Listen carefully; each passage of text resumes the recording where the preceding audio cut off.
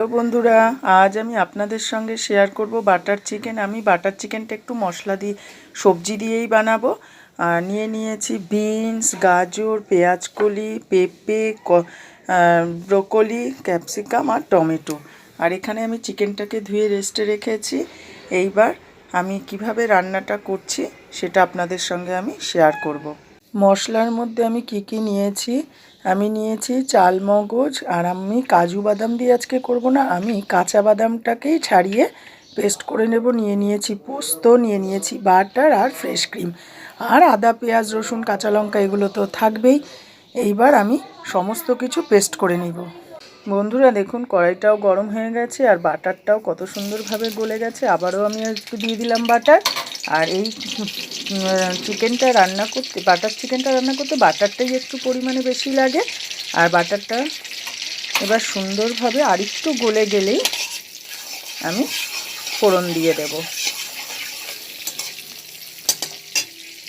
বাটারটা কিন্তু একদম গলে গেছে। এবার আমি ফোড়নে দিয়ে দিচ্ছি গোটা তেজপাতা, শুকনো লঙ্কা আর গোটা গোলমরিচ দিয়ে আমি একটুখানি ফোড়নটাকে ভেজে নিচ্ছি।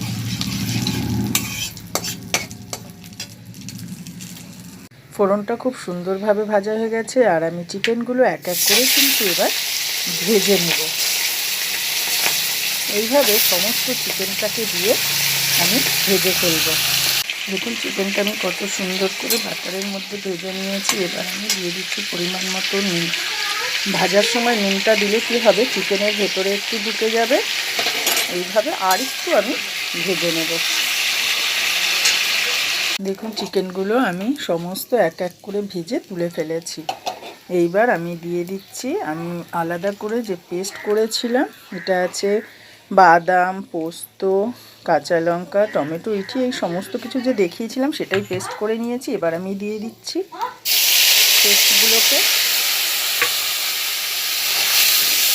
এবার বেশ করে একটু আমি কষিয়ে নেব। কষাতে আমি আর একটু কিন্তু নুন দেবো। আর এই বাটার চিকেনটা কিন্তু গরম শীতকালে কিন্তু রুটি, লুচি বলুন দারুণ লাগে। এটা ঠিক ভাতের সঙ্গে ভালো লাগে না, এটা রুটি, লুচি, পরোটা এইসবের সঙ্গে চিকেনটা বেশি ভালো লাগে খেতে। আমি একটু কষিয়ে নেব, একটু নুনও দিয়ে দিচ্ছি। দেখুন মশলাটা কত সুন্দরভাবে কষানো হয়ে গেছে। গা দিয়ে কীরকম তেলটাও বেরিয়ে গেছে। তেল তো নয়, সরি বাটারটাও গা দিয়ে বেরিয়ে গেছে। এটাই কিন্তু আমি কোনো তেল অ্যাড করিনি। আর আমি দিয়ে দিলাম টক দইটাকে, আমি একটু ফেটিয়েছি, একটু জল দিয়েছি। জল দিয়ে আমি একটু টক দইটাকে ফেটিয়ে নিয়েছি। এরপর আমি দিয়ে দেব সবজিগুলো দিয়ে নেড়ে চেড়ে একটু কিছুক্ষণ কষতে সময় দেব। যে সবজিগুলো আপনাদেরকে আমি দেখিয়েছিলাম সেগুলোই আমি দিয়ে দিলাম। আর সঙ্গে দিয়ে দিচ্ছি ক্যাপসিকামটাও। টমেটোটা আমি পেস্ট করে নিয়েছিলাম। দিয়ে নেড়ে চেড়ে আমি কিছুক্ষণ হতে সময় দেব।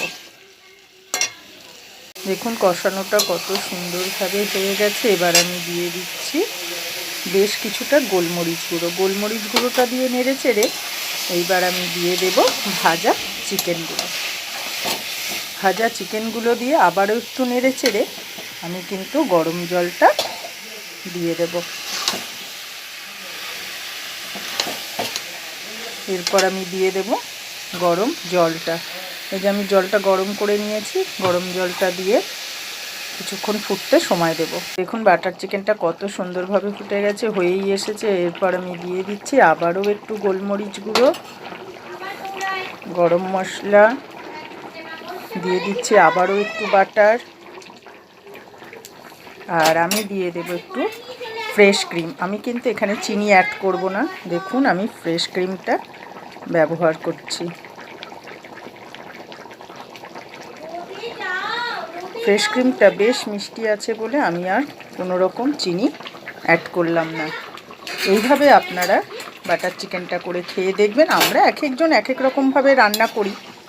আমি আজকে একটু সবজি দিয়েই আপনাদের সঙ্গে শেয়ার করলাম। বাটার চিকেনটা এমনিই রান্না করে খাওয়া হয়, কিন্তু আজকে আমি শীতকাল বলে বাটার চিকেনটা একটু আমি সবজি দিয়ে করলাম। এটাও কিন্তু দারুণ লাগে খেতে। গরম গরম রুটি, লুচি, পরোটা বলুন অসাধারণ লাগে খেতে। এইভাবে আমি আপনাদের দেখুন বাটার চিকেনটা আমার একদম রেডি হয়ে গেছে। আর যদি ভালো লেগে থাকে কমেন্ট করে জানাবেন, শেয়ার করে দেবেন। আপনারা আমার ইউটিউব চ্যানেলটাও ফলো করবেন, সেখানে আরও নিত্য নতুন রান্না আপনারা দেখতে পাবেন।